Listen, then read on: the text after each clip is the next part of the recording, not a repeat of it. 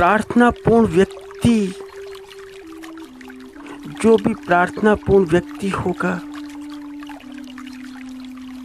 प्रार्थनापूर्ण व्यक्ति कायनात के जर्रे जर्रे को छू छू देता है। ऐसा कुछ भी नहीं कि वह ना छू पाए। प्रार्थनापूर्ण व्यक्तित्व रहता तो जमीन पर है, मगर उसकी पहुंच आसमानों पर, उसकी पहुंच समूचे ब्रह्मांड पर। आकाश पे कोई सूरज चांद तारा ऐसा नहीं कि जहां पर उसकी गति ना हो। जमीन, पाताल, आकाश सब उसके। वह तीनों सृष्टि का मालिक। और प्रार्थनापूर्ण व्यक्ति, उसका व्यक्तित्व क्या करता है? वह सिर्फ अपने में डूबता है। वह अपने में डूबा कि संपूर्ण ब्रह्मांड में डूबा, क्योंकि जैसी उसकी चेतना वैसी संपूर्ण ब्रह्मांड की चेतना, दोनों की चेतना समान समान। तो इधर वह डूबा और उधर पूरी समष्टि डूबी, उधर पूरा ब्रह्मांड डूबा, सब डूब गया। तो अब कुछ भी हो सकता है, और जो हो सकता है उसके परिणाम शरीर पर आते हैं, और जो परिणाम शरीर पर आते हैं कैसे भी हो सकते हैं, किसी भी प्रकार के हो सकते हैं। तो परिणामों की शरीर पर अभिव्यक्ति के तौर तरीके एक से भी हो सकते हैं और नहीं भी हो सकते। शरीरों को देखोगे तो भिन्नताएं भी मिलेंगी, समानताएं भी मिलेंगी। जैसे कि लें मीरा को।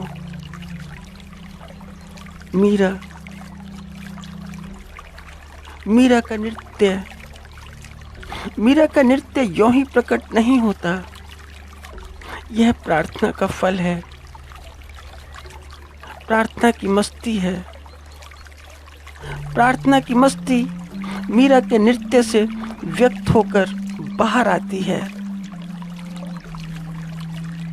क्या करें, स्त्री है मगर नृत्य करती है। फिर सामाजिक बातें, पारिवारिक बातें, तो काफ़ी चीज़ें लगती हैं मीरा के ऊपर भी। अगर तुम मीरा का जीवन उठाओ तो काफ़ी बातें, जैसे कि गुरु नानक महाराज, नानक जी का गायन, जैसे कि संत कबीरदास,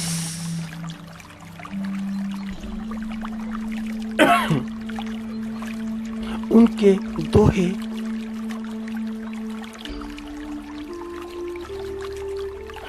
दोहे, ऐसे कि पढ़े पढ़ाए नहीं, सीखे सिखाए नहीं, मस्ती में जो मुंह से निकल गया निकलने दो, जैसा है वैसा निकलने दो। किसी को भला लगे तो ठीक, बुरा लगे तो ठीक। जैसे कि जीसस का प्रेम, जैसे कि सूरदास जी।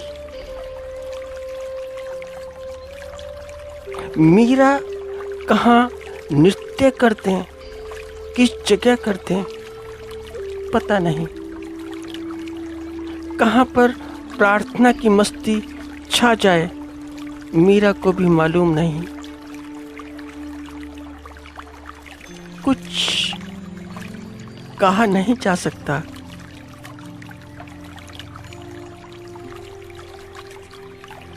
और कबीरदास मस्ती में, आडंबरों पर, जैसे कि सभी धर्मों के आडंबर हैं, कहाँ पर क्या क्या कटाक्ष कर दें, हिंदुओं पर कर दें या मुसलमानों पर, क्योंकि हिंदुस्तान में उस समय दो ही वर्ग थे, मुख्यतः हिंदू और मुसलमान। तो वे कटाक्ष करते थे।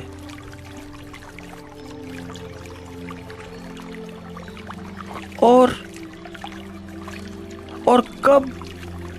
कब कटाक्ष कर दें पता नहीं, कुछ कहा नहीं जा सकता।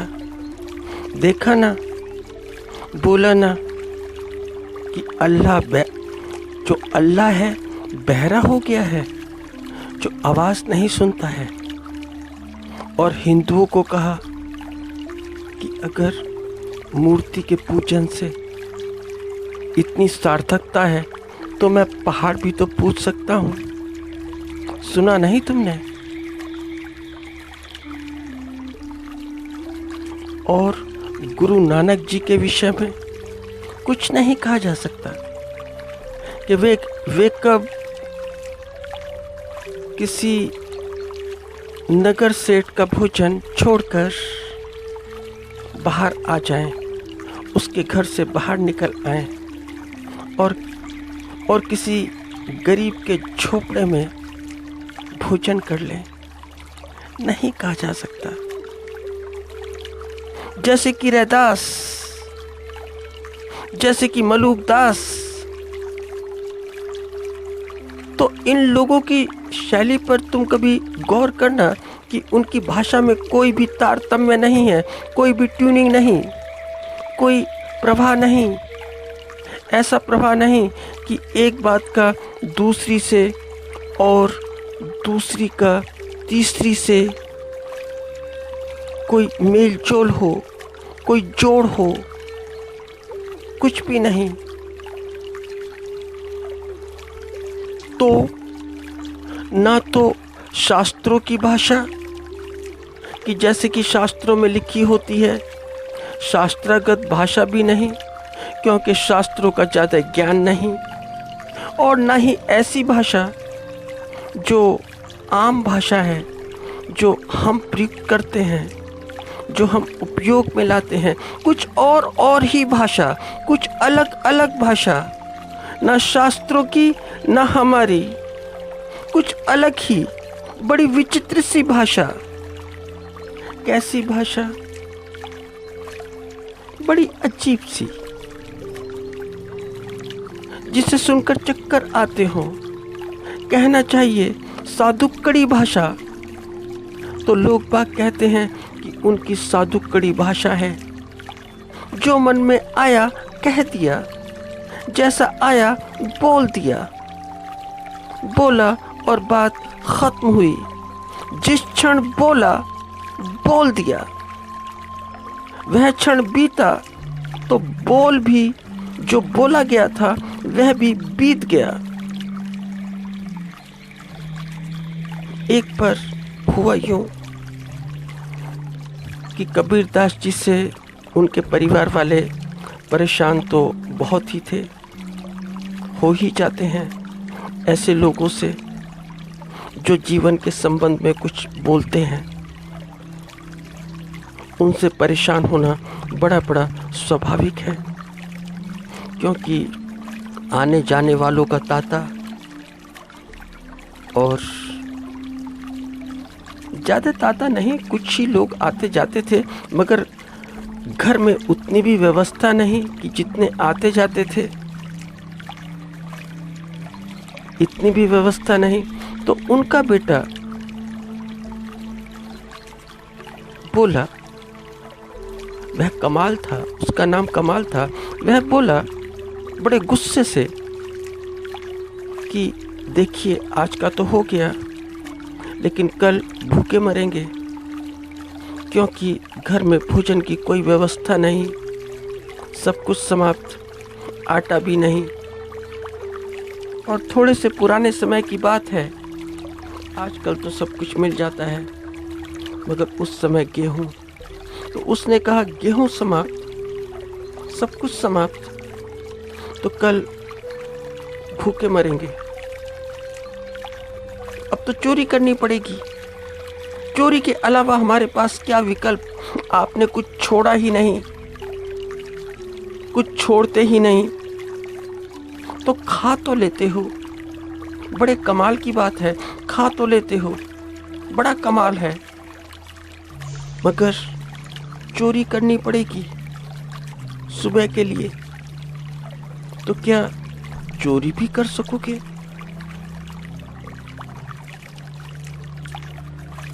तो कबीर बोले,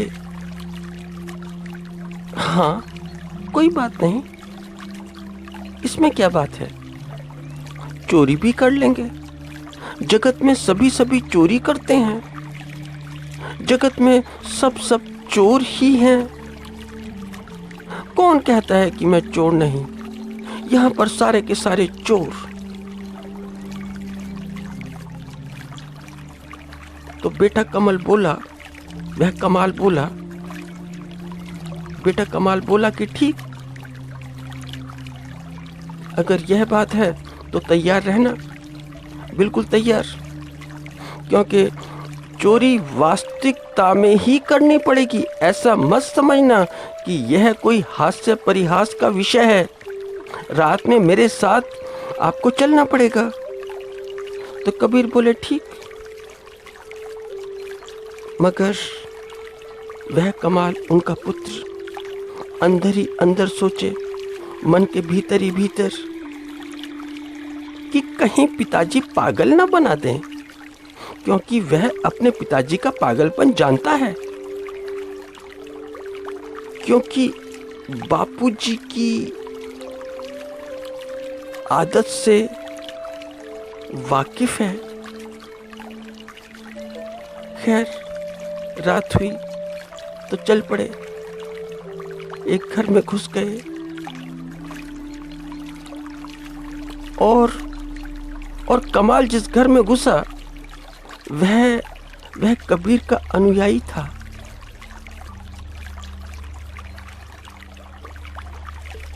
और गेहूं का बोरा, बहुत सारे बोरे। तो कबीर ने कहा, हमें तो एक बोरे की जरूरत है, तो एक बोरा उठा लो। तो दोनों ने पकड़ लिए, घर से बाहर भी निकल आए।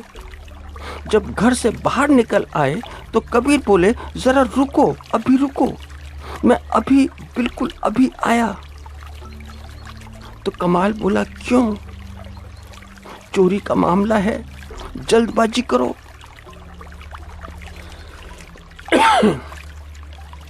तो कबीर बोले, चोरी तो हो गई, हमने करनी थी तो कर ली, मगर जरा घर के मालिक को भी तो बता दूं जाकर कि हमने तुम्हारे घर से चोरी कर ली। उसे बताना जरूरी है कि चोरी तुम्हारे घर पर हो गई।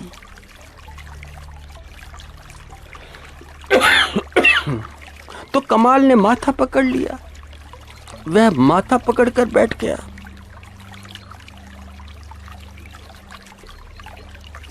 तो कबीर बुनते थे, बुनकर थे तो बुनकर, मगर जैसा जीवन उन्होंने बुना, जो